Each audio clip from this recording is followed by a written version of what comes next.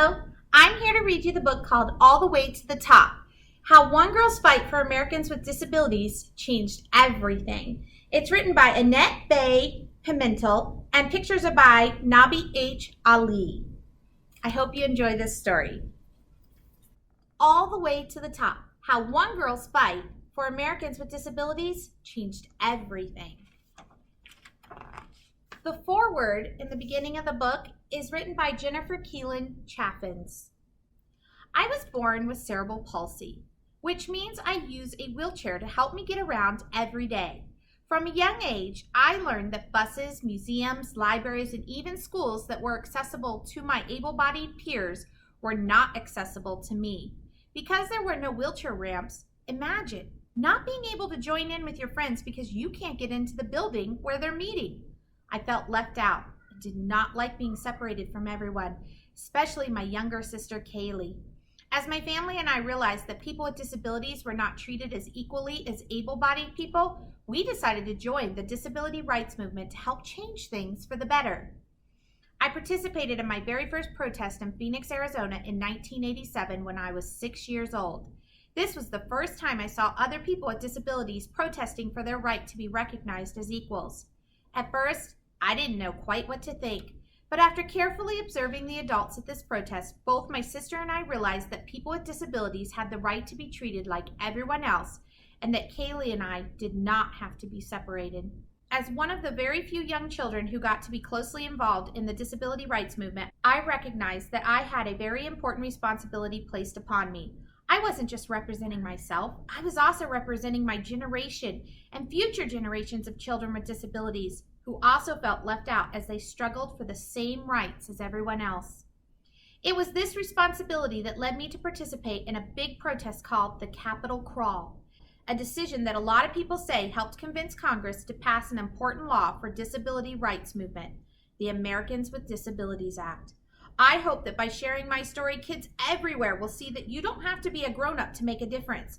If you believe in something, say it loud for everyone to hear. The passing of Americans with Disabilities Act was a big win for the disability rights movement, but we still have a long way to go, and I keep using my voice to speak up for what I think is right. You can too. This book that I'm going to read you is about Jennifer Keelan Chaffins when she was a little girl. Jennifer Keelan may be small, but her voice is mighty. Yee-haw! Snowball responds, speeding up from a walk to a trot. Jennifer loves to go fast, but she knows she'll soon have less time for riding since she's finally old enough for school. She can't wait to make new friends. She's ready to go. The school's not far. Jennifer rolls outside, down the sidewalk to the corner. But stop! A 4-inch curb is a cliff to someone who uses a wheelchair. Her grandpa eases her wheelchair over the curb. Though the drop jolts Jennifer, she makes it to the building. But stop! The school says Jennifer doesn't belong there because she uses a wheelchair. And as you can see, there are stairs to get inside. A wheelchair has a lot of trouble getting upstairs. Instead, Jennifer and her mom find a different school that says she can attend kindergarten, but only for part of the afternoon. When lunch is over, as Jennifer rolls in each day, everyone is already busy. She has to figure out what's going on and how to join in.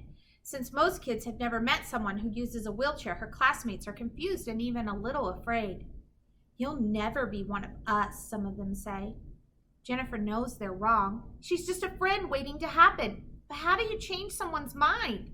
She's not sure, but she's not about to give up. Jennifer and her family hear about activists who are working to make sure people with disabilities have access to public places, like schools. They want to know more, so they attend a strategy meeting. Jennifer has never seen anything like it. The room is full of grown-ups with all sorts of disabilities. Some use wheelchairs, some use canes. None of them are sitting around waiting for things to change. They're shouting, laughing, and planning a big protest to get wheelchair lifts on buses. They turn to Jennifer. Do you want to come? Yes, she wants to go. Downtown, Jennifer rolls to the microphone and tells her story. She leads marchers through the streets chanting, "The people united will never be defeated." It feels good to speak up for what she believes in. She can't wait to do it again. She's raring to go. Can you imagine being that brave as a kid and talking in front of all of those people? Wow. She protests in Phoenix, rolls through the streets in San Francisco, waves signs in Montreal. Here's the sign she's waving: Disability Rights Now. The demonstrations don't always change people's minds, but Jennifer is used to that. Even when her neighborhood school finally agrees she can attend, she and her classmates with disabilities aren't allowed to eat in the cafeteria with everyone else. That hurts, but she keeps going. Working with other activists revs her up, yet she can't help noticing that she and her sister are usually the only kids out there raising their voices. Still, she can't leave all the protesting to grown-ups. She knows firsthand that children with disabilities get ignored too, so she keeps speaking up. When Jennifer is 8, activists propose a new law called the Americans with Disability Act, or ADA. The law insists schools, governments, and businesses make room for all people, including those with disabilities. Jennifer feels like dancing. If it passes, it means sidewalks with curb cuts, buildings with ramps in addition to steps, and elevators with braille panels. It means Jennifer and her classmates with disabilities can finally go to the cafeteria with everyone else for lunch. Jennifer and her family watch the news for updates on the ADA, but reporters never mention it. She switches off the TV in frustration, wishing she could change reporters' minds on what's worth talking about. Instead, the Keelans get their updates about the ADA when activist friends call. It's bad news. Members of Congress say that the law will be too complicated and too expensive. They say it's just not worth it. Since the news station is ignoring people with disabilities, Jennifer and her friends are determined to find another way to make Congress hear their voices. It's go time. Her family buys plane tickets to Washington, D.C. As they march down Pennsylvania Avenue, Jennifer has never shouted louder. What do we want? The ADA! When do we want it? Now! Finally, they reach the U.S. Capitol, but stop! A mountain of steps block Jennifer and other people using wheelchairs from the building where Congress makes laws. Grown-ups slide out of their wheelchairs and start pulling themselves up the steps. They will make sure members of Congress know they are here. Jennifer's heart races. This is what she's been shouting about. I want to climb the steps, she says. But stop! The grown-up thinks she's too young. You can't do it. Jennifer knows this is not just about her. It's about her friends at school, who were shut out of the cafeteria at lunch. It's about millions of other kids she'd never met who get stopped at every turn. Jennifer wants to speak up for all the kids with disabilities who aren't there. I need to climb the steps.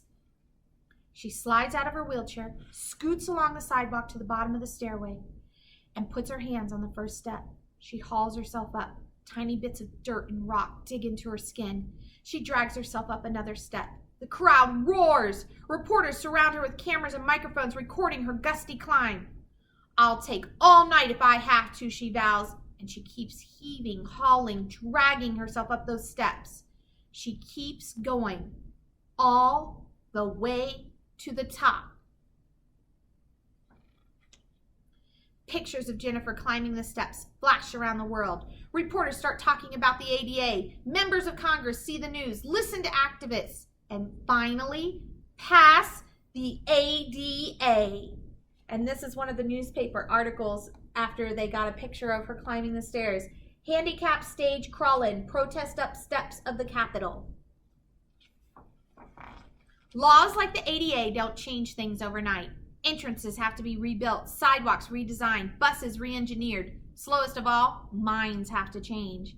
So Jennifer will continue shouting and waving signs, organizing and explaining. She will continue fighting for what she knows is right. Jennifer has places to go, and nothing will stop her now. And at the end of this book, it talks about her road to the top, talks about what a disability is, fighting for rights. You can't catch cerebral palsy, access for everyone, problem or person, we will ride, a law for everyone, the Capitol crawl, help wanted activists, and life before and after the ADA. And it talks about everything that happened before and after it, and then a timeline all the way up to 2017. This was a very inspiring book about the life of Jennifer Keelan Chaffins. It's called All the Way to the Top. I hope you enjoyed this book. Have a great day.